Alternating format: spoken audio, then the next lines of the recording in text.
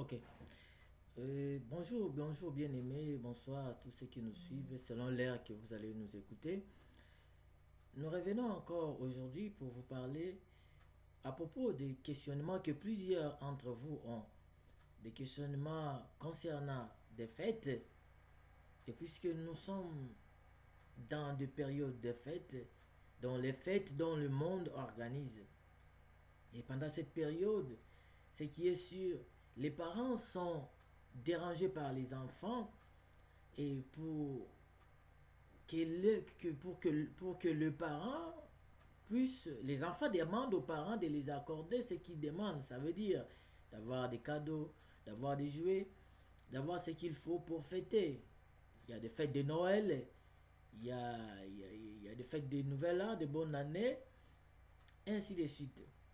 Et non seulement ça, et comme le Seigneur nous a fait grâce de parler ou de répondre à certains questionnements de plusieurs d'entre vous, nous allons aussi aller plus loin pour parler des questions de fêtes de Saint-Valentin, des fêtes d'Halloween, des fêtes qu'on fête par exemple ici en Amérique, des fêtes des morts. Et pour regarder d'autres fêtes, des fêtes comme on fête les fêtes du 2 octobre ou 1er octobre, comme ça, fête des morts, novembre, entre octobre et novembre, fête des, des, des morts, fête où les gens partent dans des cimetières et faire des cérémonies arrangées. Il y a un jour comme ça, je crois, entre octobre ou novembre. Des fêtes comme ça. Et des fêtes comme des journées des femmes, des fêtes comme des journées de pères, et journées internationales de fêtes qui sont bien à regarder, bien à voir, parce qu'il y a, il y a des cadeaux qu'on s'offre des cadeaux de gauche à droite. Et oui, c'est bien, quand nous regardons comment est-ce que le monde évolue, le monde a mis en place un système, parce que le monde n'est qu'un système, vous comprenez? Donc, il y a les systèmes des, des, des cérémonies mondiales que nous voyons, des fêtes organisées par le gouvernement que nous voyons. Mais là, quant à l'Église, dit Seigneur, il ne faut pas oublier que l'Église, c'est une, si je peux dire, l'Église est un monde dans un monde. Voilà pourquoi je disais que les missions d'aujourd'hui concernent les enfants de Dieu. Les missions que nous faisons avec vous ne concernent pas les païens, ne concernent pas aussi les gens qui partent à l'église. Juste, et la profession, c'est que chaque dimanche, il doit aller à l'église. Ou chaque vendredi, ou chaque mercredi, je ne sais pas quel jour, lui part à l'église parce que c'est sa passion, parce que il a mis ça comme programme de partir à l'église. Donc, en d'autres termes, cet homme pratique la religion. Je ne parle pas aux religieux. Non. L'émission ou l'exhortation d'aujourd'hui concerne les enfants de Dieu. En d'autres termes, les disciples de Jésus. Si tu es un disciple de Jésus, donc un enfant de Dieu, c'est bien, cette émission, tu peux regarder. Parce que tu vas te retrouver, car la parole de ton Père et toi, vous allez vous entendre. Il y aura l'accord entre la parole du Seigneur et toi. Et tu marcheras à la lumière de cette parole. Mais si tu es un religieux, quelqu'un qui part à l'église parce que ses parents partaient à l'église, lui aussi commence à partir. Si tu es quelqu'un qui part écouter les choses de Dieu juste parce que tu veux juste écouter et tu n'es pas dedans, ne suivez pas.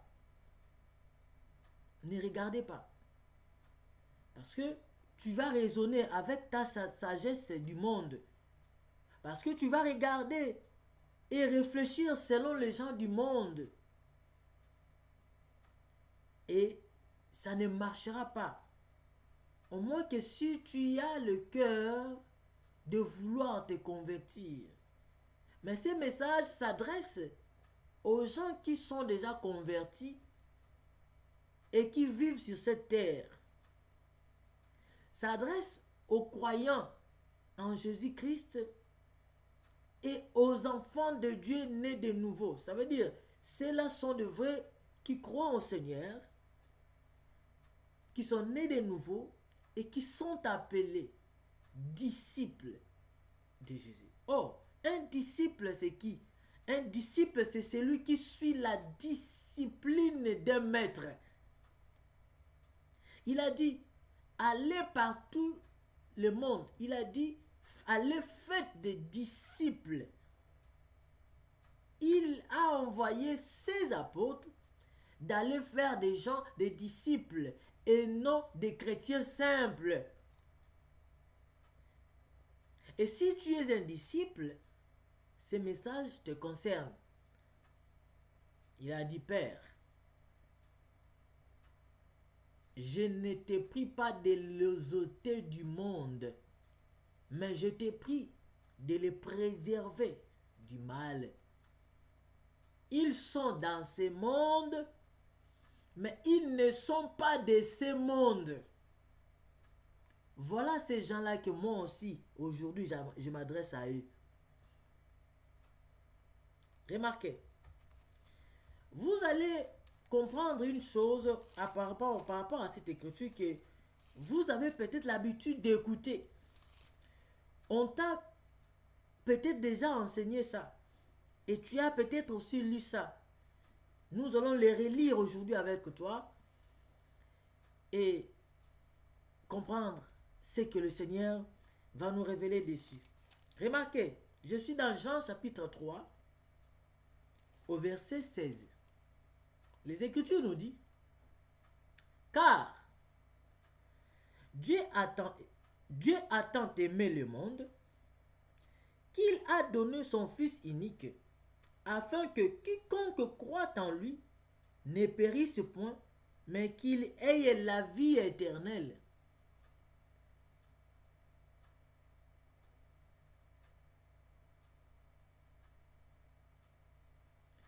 Remarquez, au verset 17, il dit, Dieu, en effet, n'a pas envoyé son Fils dans le monde pour qu'il juge le monde, mais pour que le monde soit sauvé par lui. Bien-aimés dans le Seigneur, je vais attirer votre attention sur des choses que nous allons parler aujourd'hui. Car c'est les choses du royaume. Ce n'est pas des choses des religions, mais c'est des choses du royaume. Remarquez, la Bible, ce n'est pas l'affaire du français. Ça veut dire, ce n'est pas l'affaire de la langue française, ni de la langue anglaise. Les choses du Seigneur, il ne faut pas regarder ça, lire ça, comme si vous étiez en train de lire un journal. Comme ici à Montréal, nous avons des journaux de métro, des journaux de Montréal, ainsi de suite. Non, des journaux, on a des journaux partout.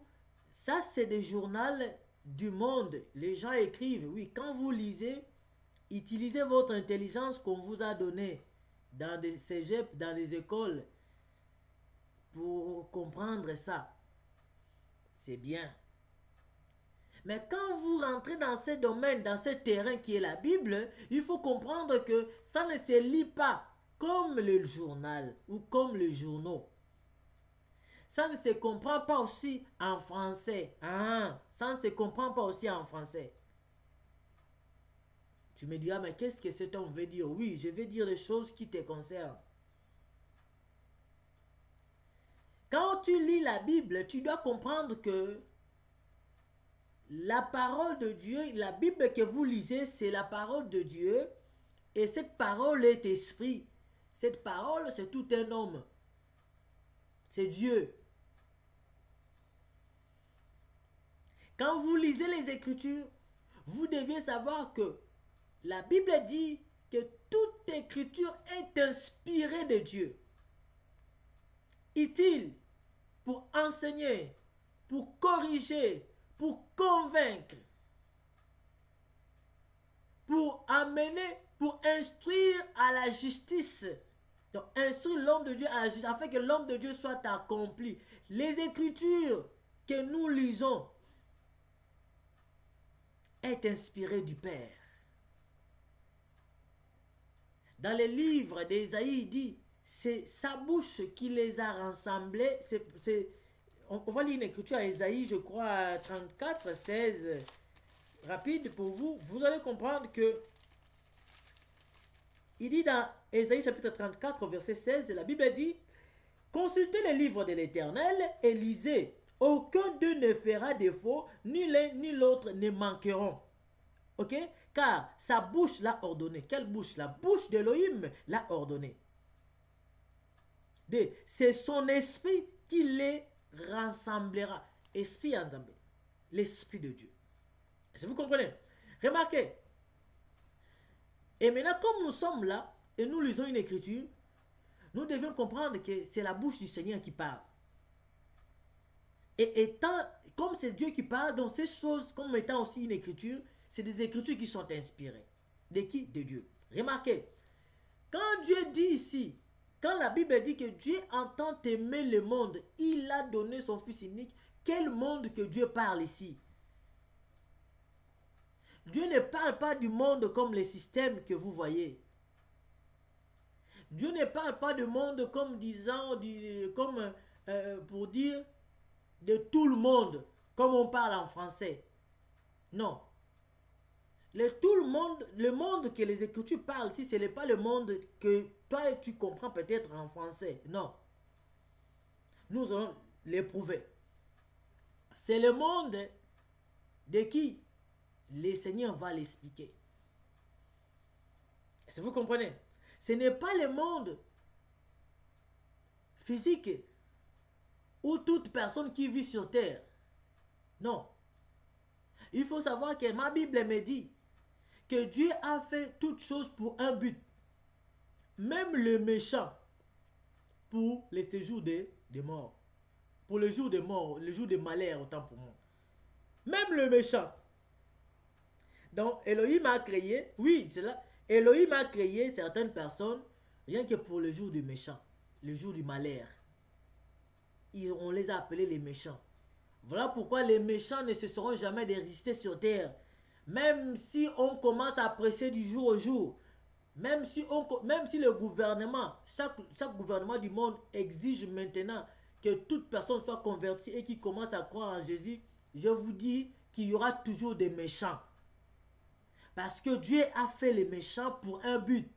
Ce n'est pas toi et moi qui allons les changer. Non, non, non, non, non, non, non. Ne vous trompez pas. Les choses du Seigneur n'est pas venu pour tout le monde. C'est venu pour ceux-là qui sont appelés et choisis par le Seigneur. Je dis Amen. Remarquez. Pour vous faire comprendre que le monde qu'on parle ici, Dieu n'aime pas le monde. Ça va te scandaliser, mais entre temps, la Bible dit Dieu entend aimer le monde. Mais comment est-ce que toi tu nous dis oh Dieu n'aime pas le monde? Non. Je vous dis que si Dieu aimait le monde, si Dieu aimait le monde, cela veut dire que même si Dieu aimait le monde, les Écritures n'allaient pas nous dire que n'aimez pas le monde. Nous allons lire une écriture avec vous. Donc, si nous lisons dans 1 Jean chapitre 2 au verset 15, vous allez voir une chose que les Écritures nous disent là-bas. concernant le monde. Si vraiment Dieu aime ou aimer le monde, comme toi tu le comprends en français, ça veut dire le monde, les systèmes du monde, tout ce qui nous entoure. Parce que c'est ça le monde. Le monde n'est qu'un système. Les hommes, ce qu'ils font, ce qu'ils sont, l'environnement, les systèmes des humains, les lois des hommes votées, toutes ces choses constituent le monde. Vous voyez, la Bible dit que Dieu nous dit dans sa parole de ne pas aimer le monde. Écoutez ce qu'il dit. Jean chapitre 1 Jean chapitre 2 au verset 15. Il est écrit, j'ai dit au nom du Seigneur, n'aimez point le monde, ni les choses qui sont dans le monde. Si quelqu'un aime le monde, l'amour du Père n'est point en lui. Oh, mais remarquez, dans Jean chapitre 3, au verset 16, la Bible dit, Dieu entend aimer le monde, il a donné son Fils unique. C'est-à-dire, l'amour de Dieu par rapport au monde, Dieu l'a manifesté en envoyant son Fils.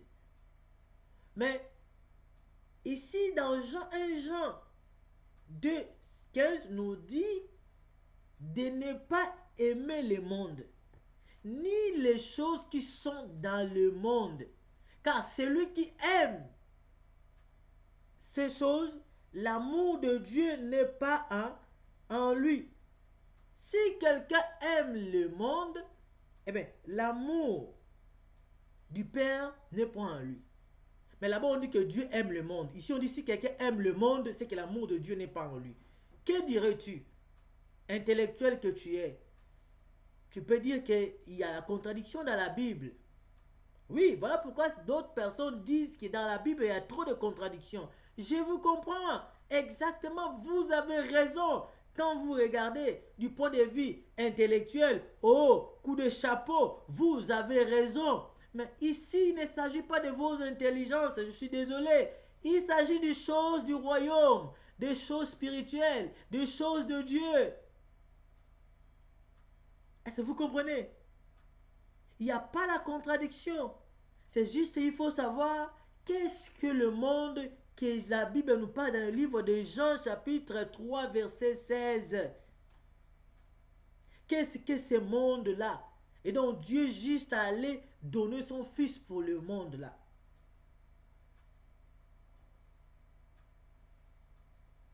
Vous savez,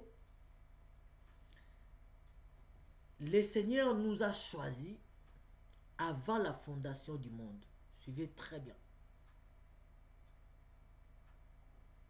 Comme l'agneau de Dieu qui était immolé avant la fondation du monde, manifesté en ce temps à cause de toi et moi qui croyons, de même que nous aussi, nous avons été destinés par le Seigneur avant la fondation du monde. Donc,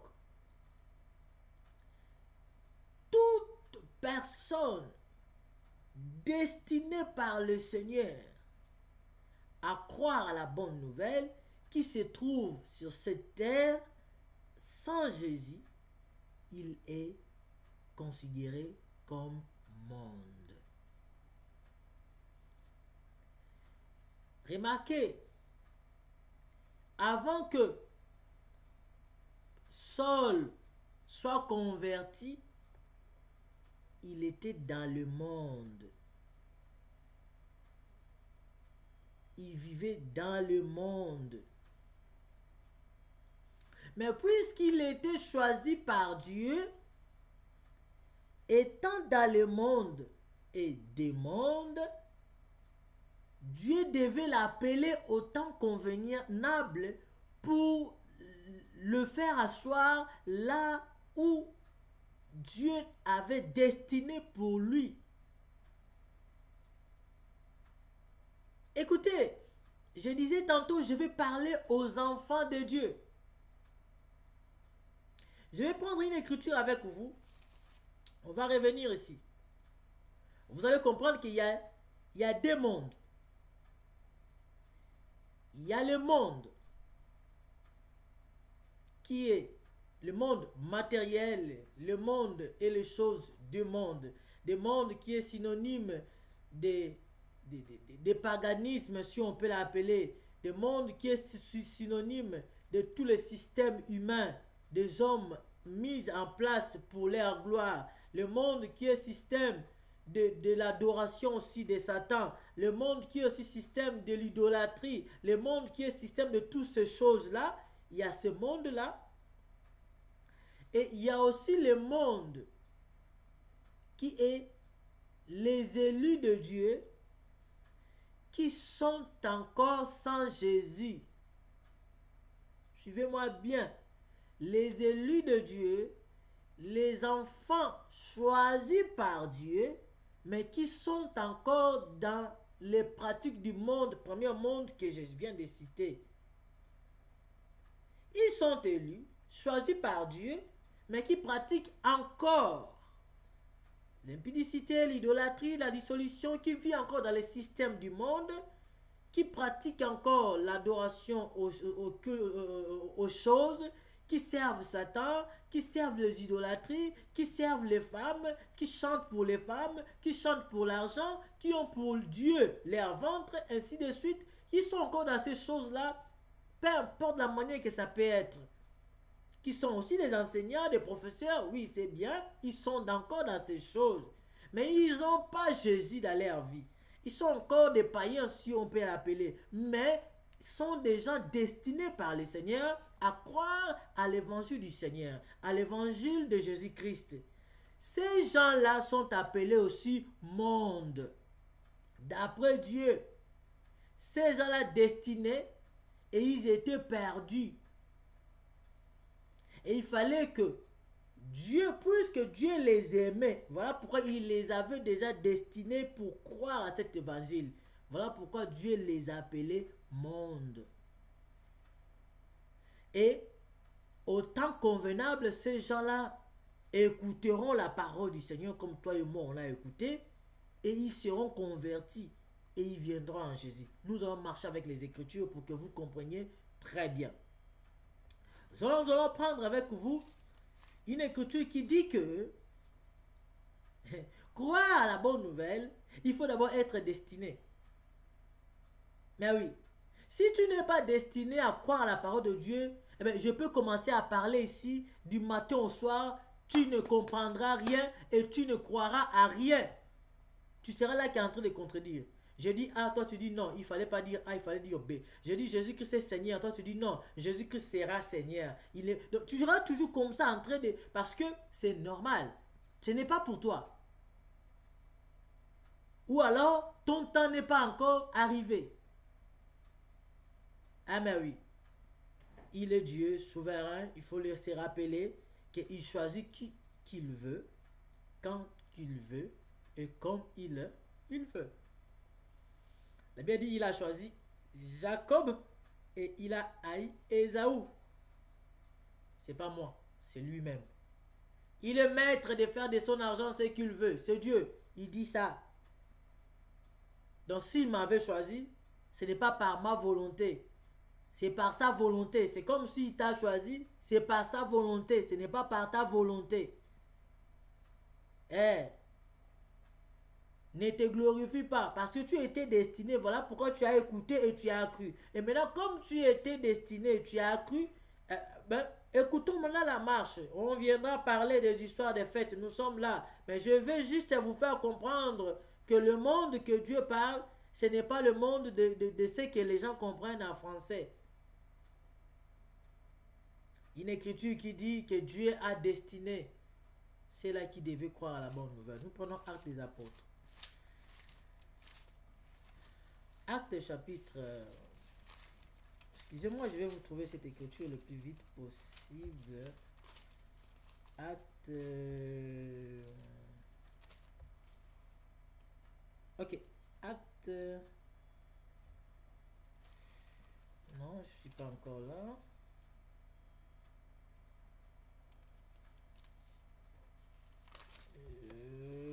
Acte... Un instant, s'il vous plaît. Acte des apôtres.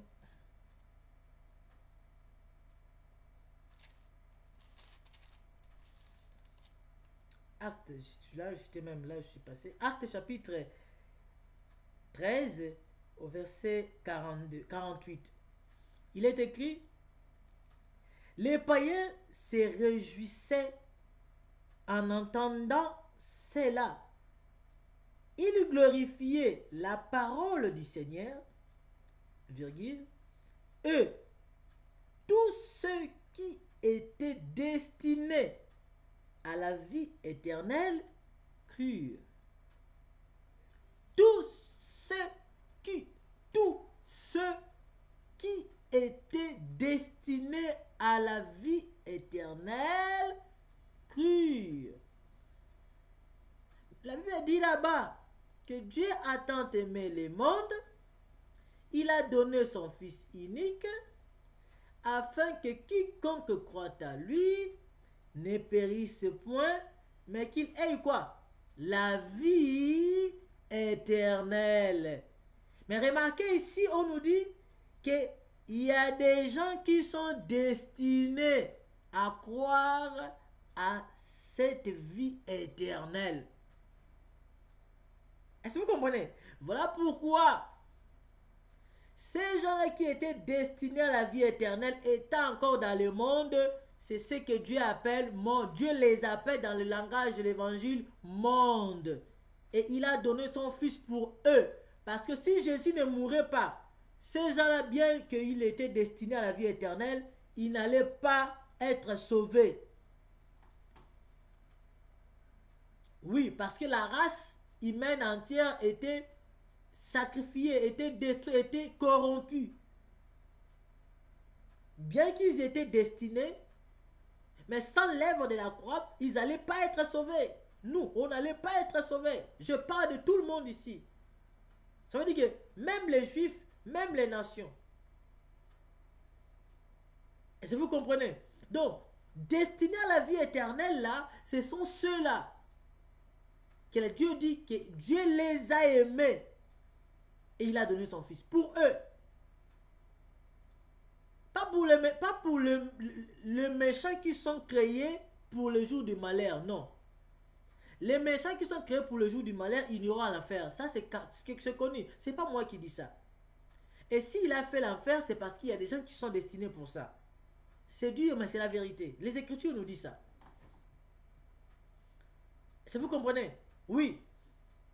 Les Écritures nous disent ça. Donc, ici, vous comprenez déjà que si je dis que je m'adresse aux croyants, aux enfants de Dieu, je n'adresse pas au monde, comprenez mon langage déjà. Je parle à ceux-là qui sont destinés par le Seigneur d'écouter et de croire. Pas à ceux-là qui, quand ils écoutent, ils boudent la parole. Même s'ils sont dans les Écritures, ils vérifient, ils trouvent que c'est vrai, c'est ça, mais ils disent non, non, c'est difficile, je ne peux pas faire ça, je peux pas. Ça, c'est les hommes. C'est pas à ceux gens-là que je m'adresse. Vous comprenez? Donc déjà, vous voyez que ce n'est pas le monde comme toi, tu comprends. Maintenant, il y a le monde, comme j'ai dit d'autres tantôt, qu'il y a aussi, quand on dit aussi le monde, synonyme aussi comme je disais tantôt, de ce que nous voyons, ce que nous touchons et de tous ces systèmes. Voilà pourquoi la Bible dit, n'aimez pas le monde, ni les choses qui se trouvent dans le monde. Ne l'aimez pas. Mais on doit aimer quoi? On doit aimer quoi? Est-ce que vous comprenez? Il nous dit de ne pas aimer le monde, ni les choses qui se trouvent dans le monde. Mais on va aimer quoi? Qu'est-ce qu'on va aimer? Prenons la parole de Dieu. Matthieu, chapitre. Oh, que la parole parle. Matthieu, chapitre. Je vais trouver une écriture pour vous. Matthieu, chapitre, je crois,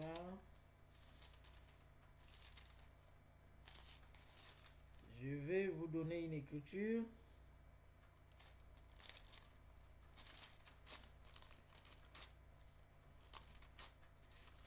Vous allez comprendre qu'est-ce que nous devons maintenant aimer. J'aime faire parler des Écritures, c'est mieux. Qu'est-ce que la Bible nous dit à propos d'aimer? Parce que d'abord, on nous dit de ne pas aimer le monde. Et prenons alors Matthieu chapitre 22 au verset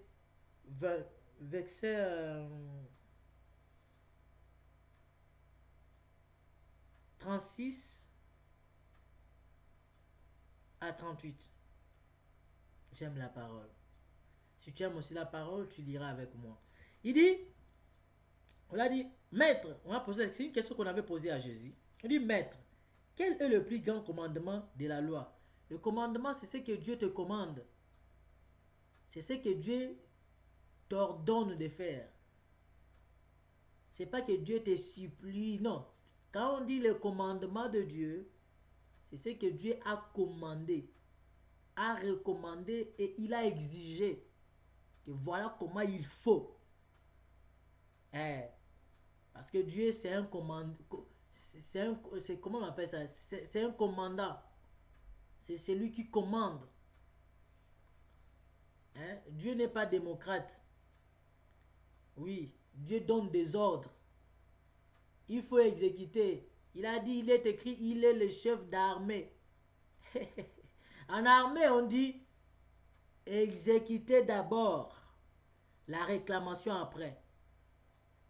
C'est ça. Donc, dans les choses de Dieu, en tant que disciple, tu dois suivre la discipline du maître. Voilà pourquoi il nous a donné, première chose qu'il a donné à Moïse, à son enfant, à ce peuple, à ses enfants, aux enfants d'Israël, quand ils sont sortis d'Égypte, Dieu Elohim leur donna les 10 commandements. Les 10 commandements. Les 10 commandements, comme on dit en Lingala, Mibeko, la loi. Il les a donné la loi. Et dans la loi, on vit d'abord les 10 commandements. Ça veut dire des choses que tout peuple était dans l'obligation. Tu vois comment la dictature de Dieu se manifeste? Quand toi tu lis, oh non, Dieu a mis devant nous le bien et le mal, choisi tout ça. Oui, ça c'est le langage, nous pouvons aussi l'expliquer. Nous pouvons l'expliquer pour vous aider à comprendre que vous priez un Dieu qui est dictateur. Ça veut dire ce qu'il dit, c'est ce que nous devons respecter. Ah oui. Il dit ici, on lui posa la question. On a posé la question au Seigneur. On dit, Maître, quel est le plus grand commandement de la loi? Yehoshua lui répondit, tu aimeras le Seigneur ton Dieu de tout ton cœur, de toute ton âme et de toute ta pensée. C'est le premier et le plus grand commandement. Verset 39, il dit, et voici le second qui lui est semblable.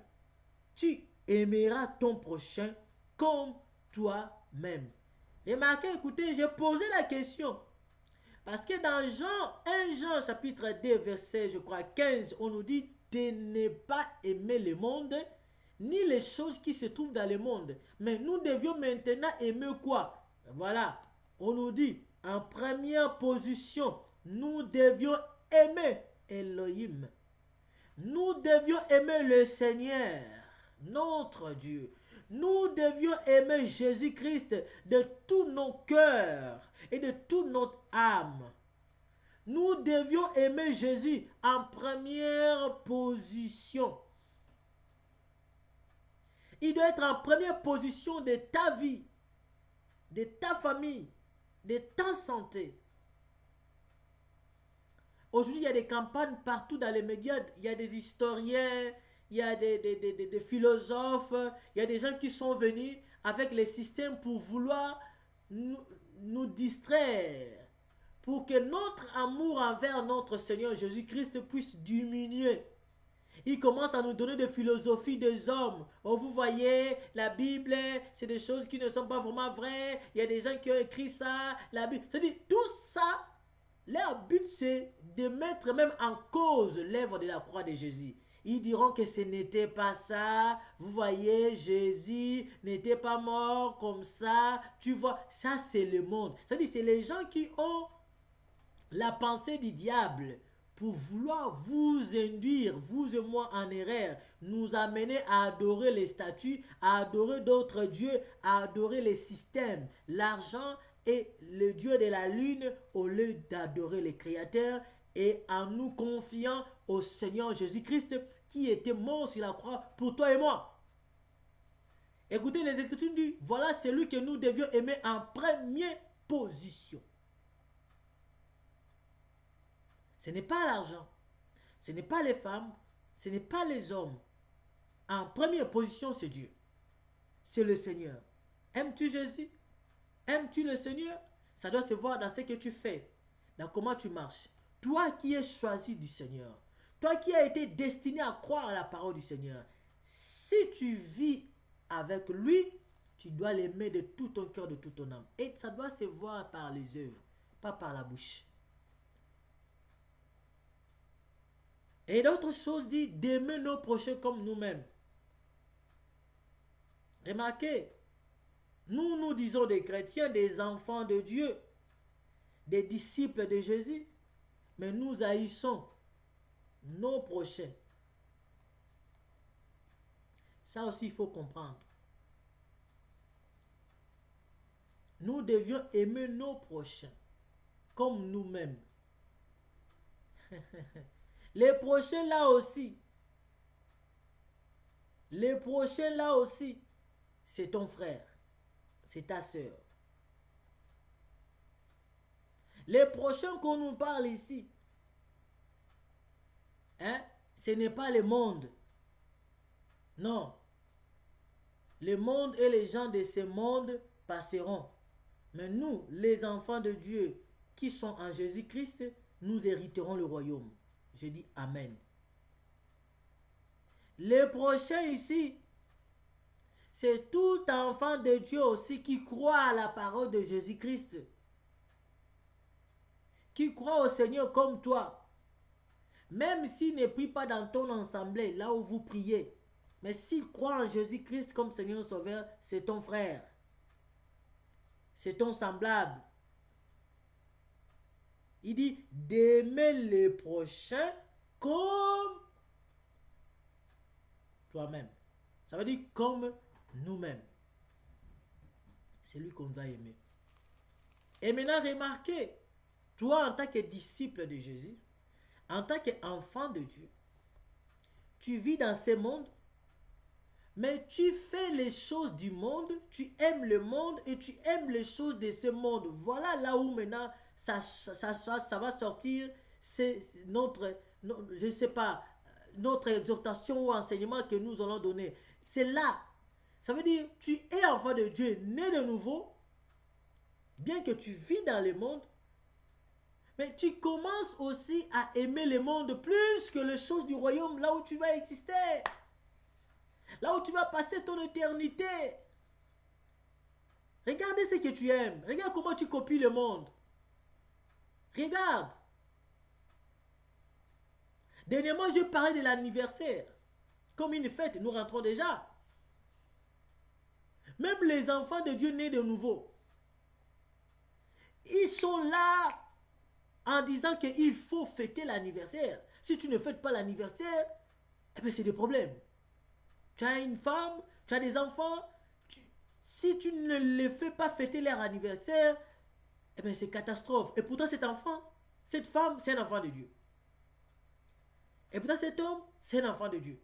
Un pasteur, un apôtre, un serviteur de Dieu, un prophète, un docteur, mon Dieu. Voilà les gens qui ne sont pas encore délivrés de l'Égypte. Ils ont encore là les sentiments de manger les choses de l'Égypte. C'est comme ceux-là quand ils étaient sortis d'Israël, pardon, ils sont sortis de l'Égypte. La Bible dit, en marche pendant qu'ils étaient en route, malgré tout ce que Dieu leur avait fait, ils étaient en train de réclamer la nourriture de l'Égypte, les choses de l'Égypte. Et le Seigneur s'est nerveux. La Bible dit, tous ceux qui sont sortis de l'Égypte ne sont pas rentrés à la terre promise. Hein. Ils n'étaient pas rentrés à Canaan. Ils n'étaient pas rentrés. Et à l'exception de Josué et Caleb, tous ils sont morts dans les déserts. Vous comprenez? Donc, remarquez maintenant ceux qui sont aujourd'hui sortis de l'Égypte. Nous sommes sortis de l'Égypte spirituelle qui est le monde. Nous sommes sortis, Dieu nous a appelés pour être semblables à son Fils unique. Il nous a donné une cité céleste. Mais remarquez, qu'est-ce que nous faisons? Nous copions toujours les choses du monde. Nous vivons toujours avec les gens dans les choses du monde. Nous voulons faire comme le monde fait.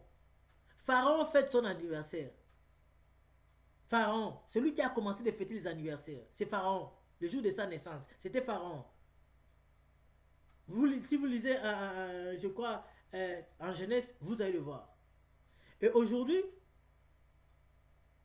toi aussi tu veux les fêter. Et à ton église, si ton pasteur ne dit pas que telle sœur aujourd'hui c'est son anniversaire, eh bien tu feras des problèmes à ton pasteur parce qu'il n'a pas fait ça. C'est diabolique. Oh non, nous glorifions le Seigneur parce que c'est le jour de notre naissance, tout ça. Merci, amen. Tu peux le faire du jour au jour. Tu n'as pas besoin d'attendre une année. D'après la calendrier romaine. Tu n'as pas besoin. Le mal, c'est quoi?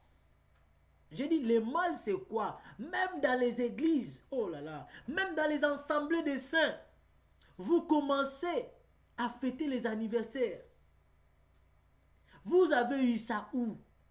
L'église du Seigneur a pour modèle Christ et les apôtres.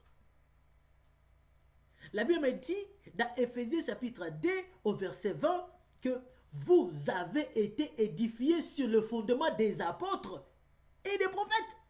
Yahushua HaMashiach en tant que la pierre angulaire. Mais vous êtes fondés sur quoi? Est-ce que ce que vous faites là, les apôtres ont fait ça? Si on prend un apôtre, on le met là. On prend le frère Pierre, ou frère Paul, ou frère André, ou frère Barthélemy. On le prend, on le place là. On dit bon, toi papa pasteur, toi, je sais pas, telle sœur, tu te dis enfant de Dieu, disciple. Tu es fondé sur le fondement des apôtres et des prophètes. Ok. Alors, dis-nous ce que tu fais. De quel apôtre tu as eu ces choses? De quel apôtre tu as hérité ces choses? Tu diras quoi? Ils sont là, ils te regardent, ils te voient. Tu as hérité ça de qui? Des frères Pierre, Paul, apôtre Jean, Jacques, Barthélemy, Philippe? Ils te diront non. Nous, on n'a jamais enseigné ça. On n'a jamais enseigné ça. Et toi, tu le fais. Ça montre que tu n'es pas disciple. Parce que tu as du mal à croire et à suivre la discipline de ton maître. Le Seigneur t'a donné une discipline à suivre. Toi, tu dis, niet. Je vais fêter. Je suis né. J'ai fêté comme ça. Mes parents ont fêté ça. Je suis né dans le système. Tu es né dans le système où on ne refuse pas. C'est là où Dieu t'a fait sortir. Il t'a pris de système pour t'amener dans un autre lieu. Ça veut dire dans un autre monde qui est le monde des enfants de Dieu nés de nouveau. Tu n'es plus de ta famille. Voilà pourquoi la Bible dit, si quelqu'un est en Christ, il est une nouvelle créature. Les choses anciennes sont passées et voici toutes choses sont devenues nouvelles. De même aussi que les sorciers de ta famille n'ont pas de pouvoir sur toi. C'est parce que tu n'es plus de leur côté. Mais remarquez, toi tu veux pratiquer les choses de ce côté-là. N'est-ce pas? Tu te laisses emporter. N'est-ce pas? Tu leur donnes le pouvoir d'avoir les dessus sur toi. Jésus est Seigneur. Remarquez. Si on parle, oh non, les gens sont durs. Mais non, ce n'est pas la dureté. Ce n'est que la vérité. Nous avons été fondés sur le fondement des apôtres et des prophètes. Un seul fondement. Pas deux, pas trois. Un seul fondement posé par les apôtres et les prophètes. Qui est qui? Jésus lui-même. Oh, peuple d'Élohim, Que le Père vous fasse grâce. Le Père vous fasse grâce.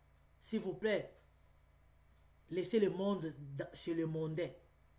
Toi, enfant de Dieu, déjà né de nouveau, écoutez, tu as la parole de Christ, fais ce que le Seigneur te demande de faire. Papa pasteur, arrête de fêter les anniversaires dans ton église. Arrête de faire passer les gens devant chaque jour de l'anniversaire pour que tu présentes, non, qui sont ceux-là qui ont fêté leur anniversaire ces semaines et passé, on va prier pour eux. Dieu n'est pas dedans. Vous copiez le monde. Remarquez, vous allez me dire que, mais apôtre, qu'est-ce qui est mauvais? Est-ce que c'est mauvais? N'est-ce pas c'est bien, non? Est-ce que c'est mauvais de glorifier Dieu le jour que tu étais né? Oh, je te dis, hein, vous posez des questions pour savoir si c'est bon ou mauvais. Moi, Dieu m'a fait grâce depuis un certain moment, depuis plusieurs années. Je ne demande plus si c'est bon ou c'est mauvais. Non. Ça vous comprenez? Je vais vous donner une écriture. Je ne me pose plus la question pour demander à savoir est-ce que c'est bon ou c'est mauvais. Non. Je me dis, est-ce que je cherche toujours à savoir l'origine. Est-ce que vous comprenez? Moi, je ne cherche plus à savoir si ce que telle personne fait est bon ou mauvais. Parce que une chose peut apparaître beau ou belle. Une belle chose, ça peut apparaître, tu vois ça bon, bien, il n'y a pas d'inconvénient, non c'est bien, juste nous glorifions le Seigneur, le jour de notre naissance, nous élevons nos voix pour bénir Dieu, n'est-ce pas, c'est bon, c'est bien d'entendre.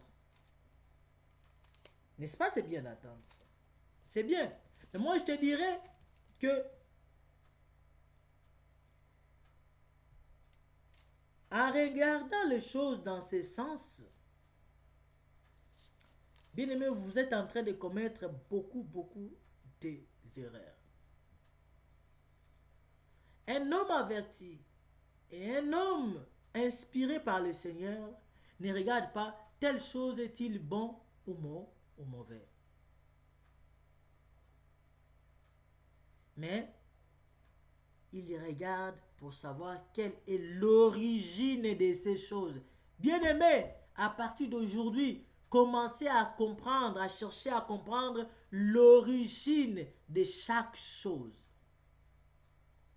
Satan peut venir avec une chose, il vous présente ça comme si c'est beau. Il présente comment c'est bien, mais la suite, c'est la mort. La suite, ça te sépare avec Dieu. La suite, ça te nuit en erreur. La suite, ça te nuit à la séduction. La Bible dit quoi? Ève a vu que l'arbre était beau à voir, bon à manger, bon pour ouvrir l'intelligence, précieux pour ouvrir l'intelligence. Voyez, elle a vu, c'était bon. Mais la sortie de ce qu'il avait vu, elle avait vu là. La suite de ça, puisque ça venait du diable, sa sortie était ténébreuse. Voilà pourquoi aujourd'hui l'humanité est plongée dans le péché. Et pourtant, elle avait vu, c'était beau. Et c'était vrai. Elle n'avait pas menti, c'était vrai. Beau à manger, beau à voir, précieux pour ouvrir l'intelligence, c'était bien. Ce qu'elle a déclaré, c'était vrai. Mais puisque l'origine de ça venait du Satan. La Bible dit, Satan l'a séduit et voilà comment Ève a vu que c'était comme ça. Et c'est comme ça aussi aujourd'hui. Tu vois quelque chose, tu dis, oh, ça c'est bon. Oui, ok, c'est bon pour voir. C'est bon pour manger. C'est bon pour marcher avec. C'est bon pour fêter. C'est bon pour faire telle chose. C'est bon. Mais tu ne sais pas l'origine de ça. Et l'origine, si c'est Satan, sache que même si c'est beau, ça finira par vous faire tomber. Et ça finira par vous faire éloigner du Seigneur. C'est ce que nous insistons pour vous dire. Arrêtez d'amener ces fêtes païennes-là dans l'église de Jésus. Arrêtez! Prenons Proverbe chapitre 16 au verset 25. Que dit les Écritures? La Bible dit, telle voie paraît droite à un homme, mais son issue, c'est la voie de la mort. Oh là là, J'ai dit amen à la parole. Telle voie apparaît droite à la vue de l'homme. Ok? Au regard des gens, telle voie paraît droite à un homme. C'est comme fêter l'anniversaire, c'est mauvais. Glorifier le Seigneur le jour de sa naissance, est-ce que c'est mauvais? Moi, je dis c'est bon, c'est pas mauvais. Tu vois, non? Ça paraît bon. Oh, Seigneur, béni soit ton nom, parce que ce jour, j'ai encore 15 ans, c'est le jour de ma naissance, je fête mon anniversaire, Seigneur, fête avec nous. Merci, c'est ce que toi tu dis. Le Seigneur ne fête pas avec toi. Parce qu'il connaît l'origine de cette chose-là. Ça ne vient pas de lui. Quand vous faites ça, vous glorifiez le monde, vous glorifiez le diable, celui que Pharaon avait servi. Car le Pharaon le faisait. La Bible dit, mais son issue, ça veut dire sa sortie, hein. En d'autres termes, sa finalité. Fait quoi? La Bible dit, sa finalité ou sa sortie ou son issue, c'est la voie de la mort. La voie de la mort. Pourquoi la voie de la mort? Parce que ça te sépare avec le Seigneur. Tu fais des choses dont le Seigneur n'est pas origine. Voilà là où moi j'ai dit, les églises ne peuvent pas fêter les anniversaires. Parce que ça tire son origine du monde.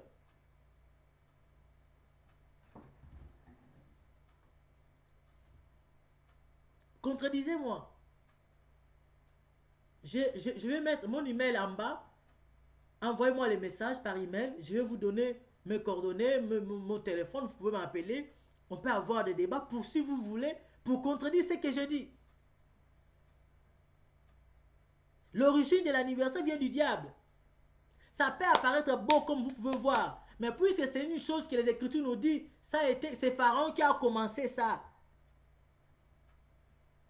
Pharaon d'Israël. Vous voulez que je vous donne une écriture? Allez voir les dernières vidéos que j'ai fait sur faut-il fêter l'anniversaire ou pas. Vous allez voir, j'ai parlé de ça. Et c'est pas bon pour les enfants de Dieu. Parlons encore de Noël. On m'a posé aussi des questions en disant, est-ce qu'il faut-il fêter le Noël ou pas?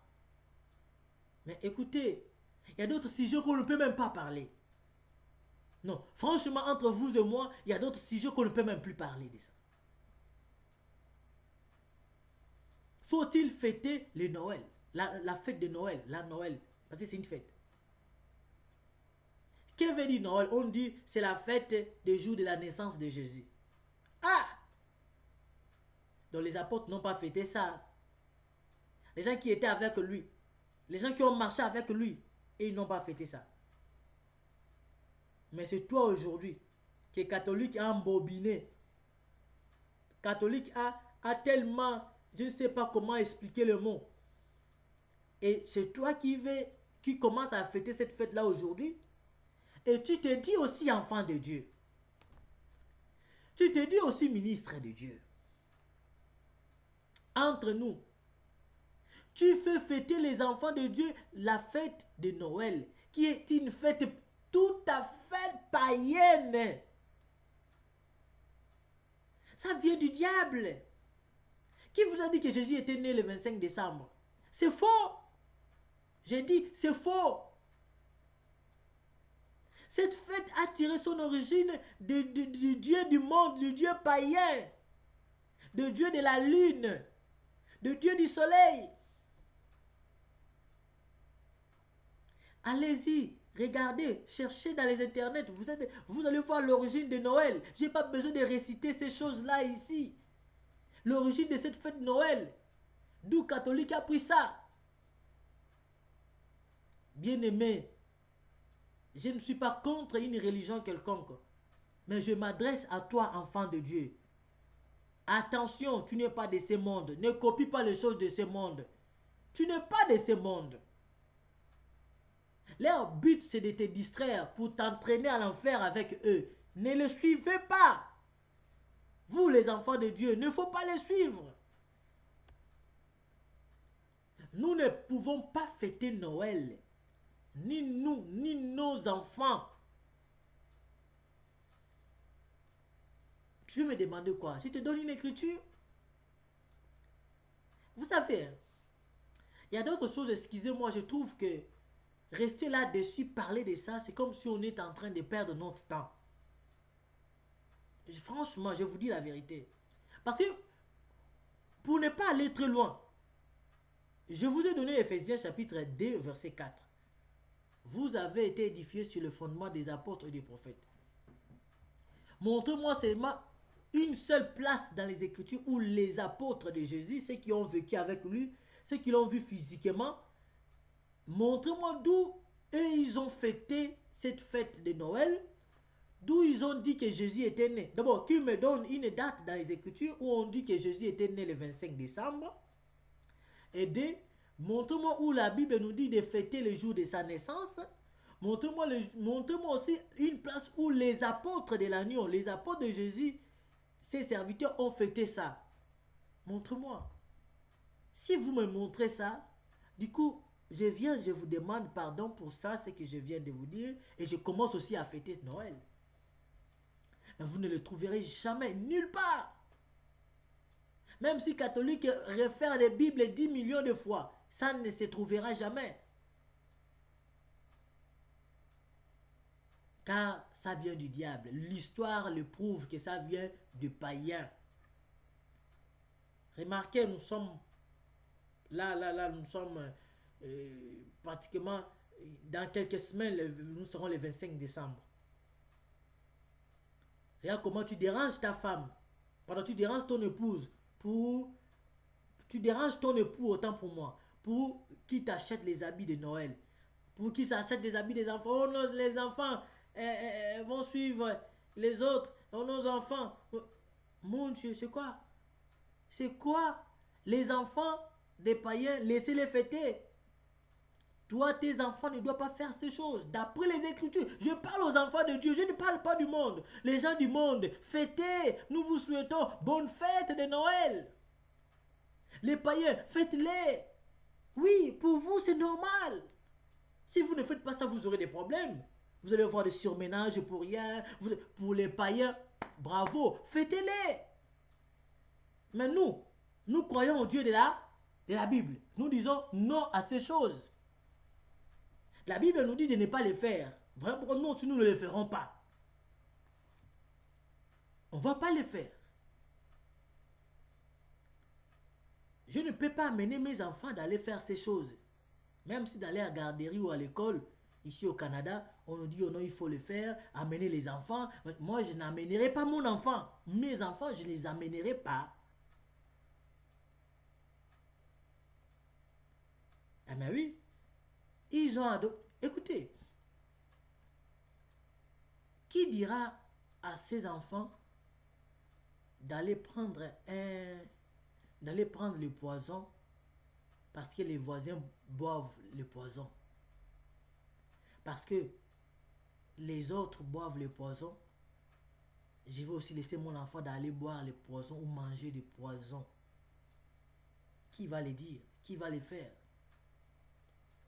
Si tu sais que c'est une fête païenne qui donne l'honneur et la gloire au diable, pourquoi tu veux envoyer tes enfants aussi d'aller les faire? Pourquoi? Parce que les autres le font. Oh, la Bible dit, vaut mieux obéir à Dieu plutôt qu'aux hommes.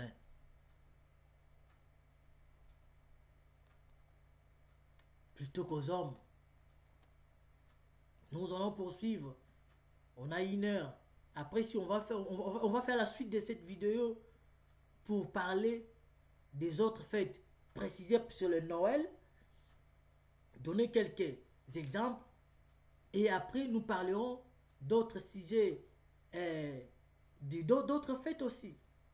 Déjà, bien-aimés dans le Seigneur, Noël, ça ne vient pas de Dieu, ce n'est pas la fête du Seigneur, ce n'est pas la fête que nous, les croyants, les chrétiens, nous devions fêter.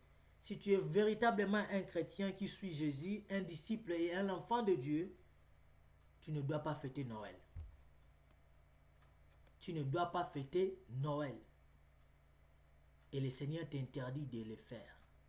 Laisse que le Seigneur vous bénisse, qu'il vous fasse grâce. Suivez d'autres vidéos. Juste après ça, il y aura une autre vidéo qui nous allons poursuivre cet enseignement ou cette exhortation. Laisse que les grands dieux vous bénissent. C'était l'apôtre Eli Mokemo. Que le Seigneur vous bénisse. Bye.